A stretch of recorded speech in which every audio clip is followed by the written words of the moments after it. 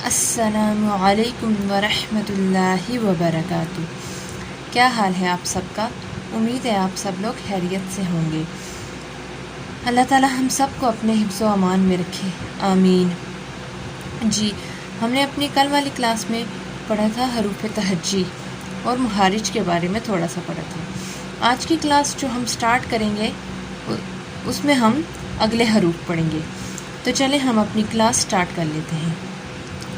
اعوذ باللہ من الشیطان الرجیم، بسم اللہ الرحمن الرحیم۔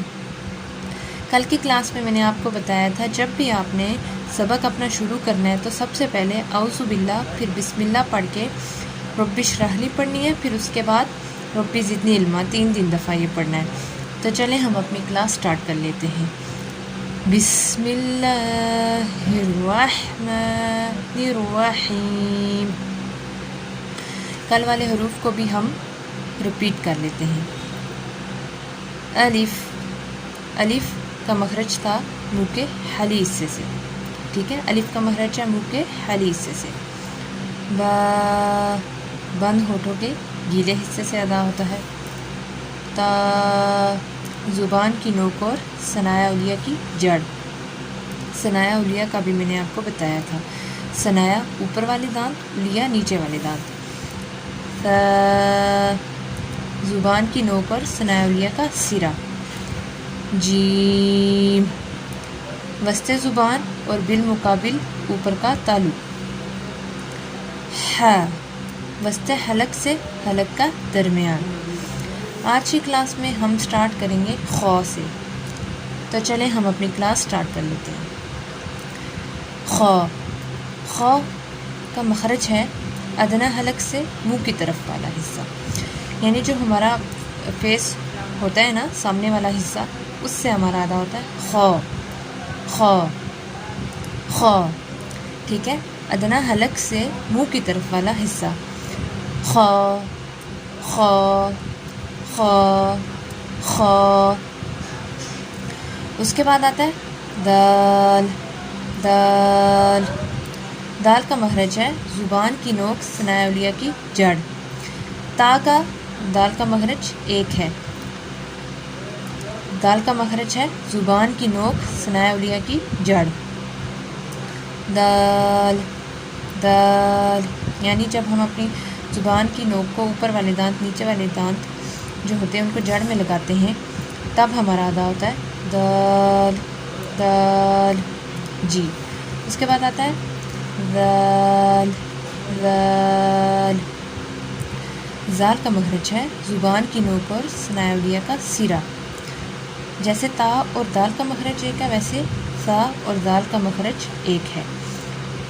سا کا مخرج ہے زبان کی نوک اور ثنایا علیہ کا سرا، اور ذال کا مخرج بھی یہی ہے، زبان کی نوک اور ثنایا علیہ کا سرا۔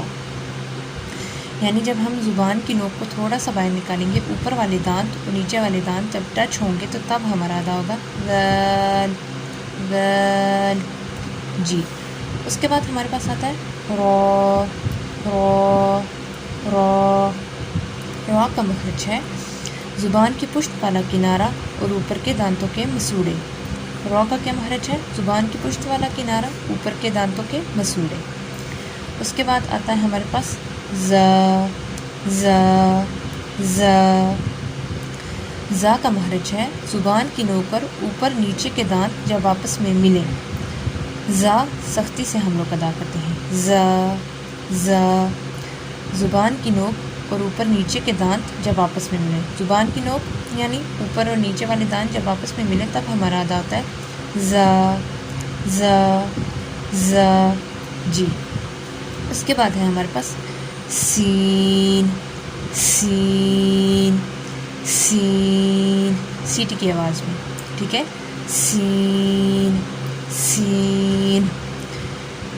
سین کا مخرج ہے زبان کی نوک اور اوپر نیچے کے دانت جب آپس میں ملے، زبان کی نوک اور اوپر نیچے کے دانت جب آپس میں ملیں۔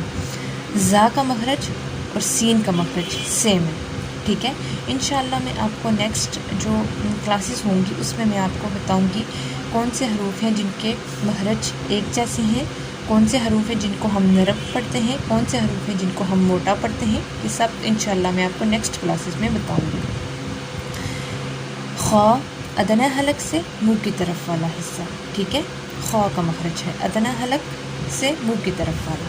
دال زبان کی نوک ثناء علیہ کی جڑ، ذال زبان کی نوک اور ثناء علیہ کا سرا، را زبان کی پشت والا کنارہ اور اوپر کے دانتوں کے مسوڑے، ز زبان کی نوک اور اوپر نیچے کے دانت جب آپس میں ملے، سین زبان کی نوک اور اوپر نیچے کے دانت جب آپس میں ملے، ٹھیک ہے۔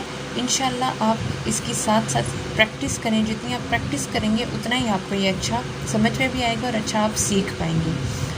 تو چلیں ٹھیک ہے، نیکسٹ کلاس میں ملتے ہیں ہم لوگ، نیکسٹ کلاس میں ہم اگلے حروف پڑھیں گے۔ السلام علیکم ورحمۃ اللہ وبرکاتہ۔